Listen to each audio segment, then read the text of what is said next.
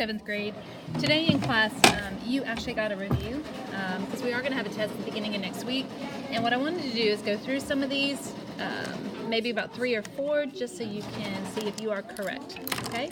So let's pick out number 4. Sarah, if she is playing a game with 3 6-sided number cubes, each cube is numbered 1 through 6.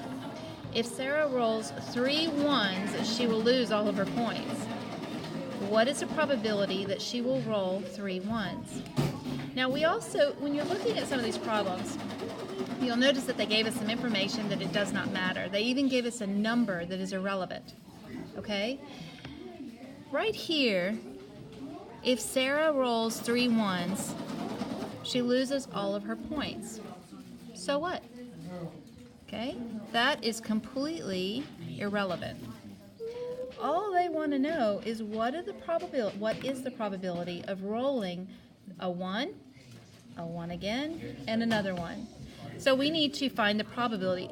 We have 3 events. So the probability of the first die would be 1 out of 6. And I'm going to multiply that times the probability of the second die turning up to be a 1. Now don't confuse the outcome of 1 to the frequency of 1. We want our outcome to be the number 1, but the probability is 1 out of 6. Okay? And 1 out of 6. Obviously, the top is going to be 1.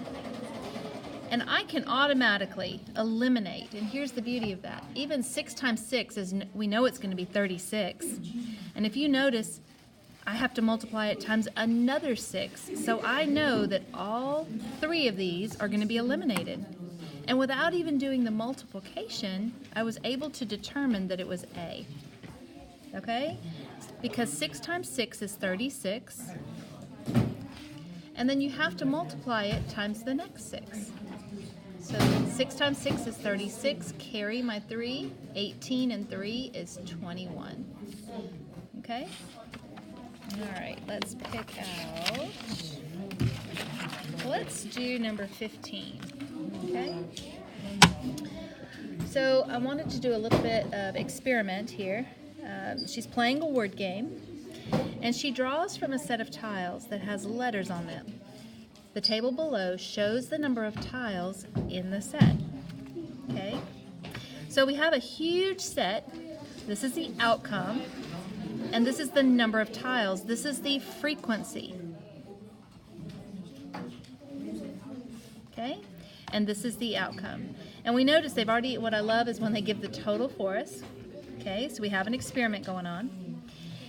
If she draws 2 tiles without replacing them, what is the probability they will both be an E?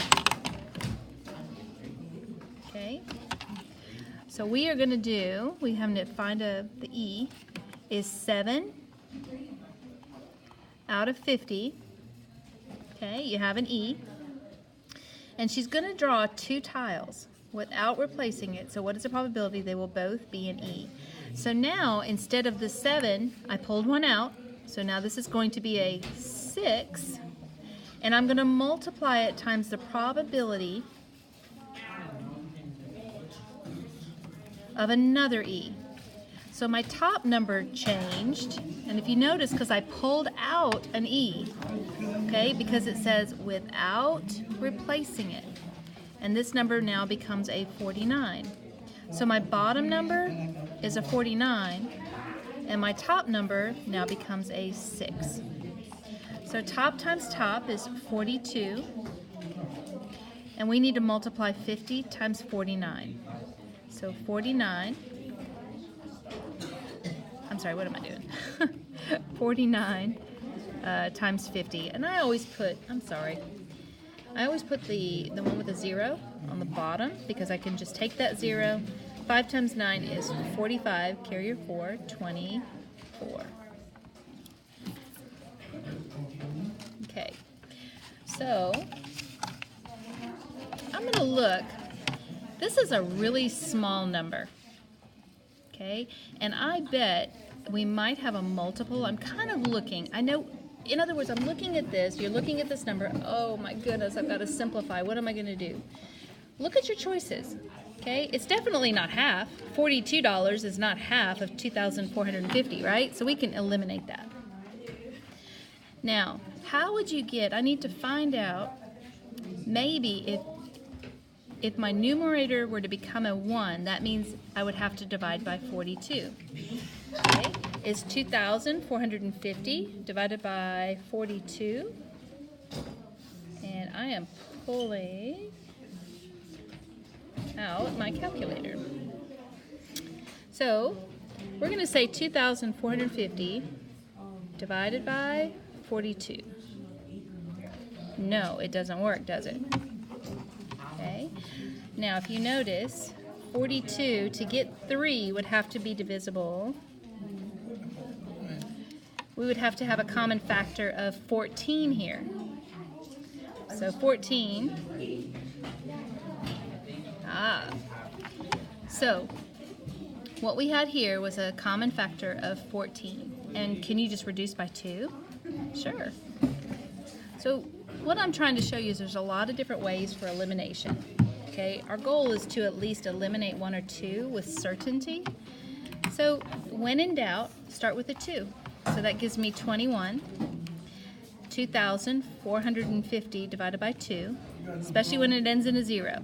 I know it's going to be 1,000. 400 divided by 2, and then 25. Okay. Is there a number divisible? All right. We know that when you add up the numbers in a number, you can divide by 2 plus 1 is 3. If your sum is divisible by 3, then that number is divisible by 3. 1 plus 2 is 3, plus 2 is 5, plus 5 is 10. It's not divisible by 3.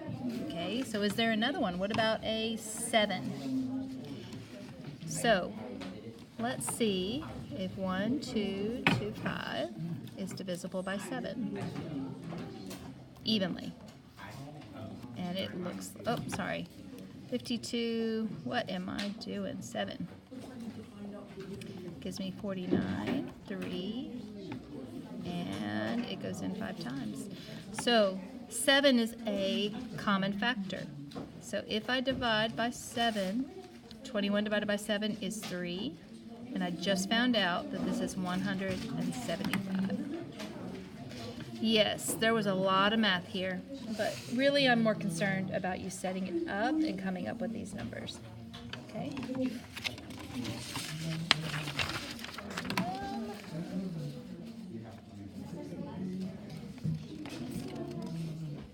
I think the rest are self-explanatory. I was really hoping you'd have quite a few more experiments, but you don't. So I just wanted to practice a little bit more on this.